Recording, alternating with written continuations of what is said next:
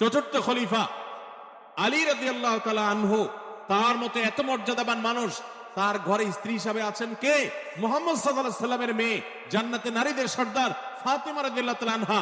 এত বড় মানুষ তারা, স্বামী স্ত্রী দুইজন, দুই দিককার নেতৃত্বে, একজন যুবকদের নেতৃত্ব দিবে, আরেকজন জান্নাতি যুবতীদের, নারীদের নেতৃত্ব দিবে। এত বড় মর্যাদাবান মানুষ, তাদেরও দাম্পত্য জীবনে কিন্তু টুনটান হয়েছে।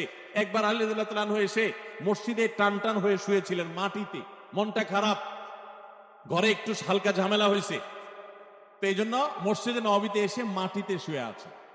নবী করিম সাল্লাল্লাহু আলাইহি ওয়াসাল্লাম দেখে বুঝতে পেরেছেন, টের পেয়ে গেছেন যে কিছু একটা হয়েছে বাসায়। তখন তিনি জামাইকে ডেকে বললেন, কুম ইয়া আবা তুরাব, এ মাটির বাপ, মাটিতে শুয়ে আছেন, এজন্য রসিকতা করে বললেন, এ মাটির বাপ উঠো, দাঁড়াও দেখি কি হয়েছে বলো। ভাইরা আমার, দাম্পত্য জীবনে টুকটাক সমস্যা হবেই হবে। যারা বিয়ে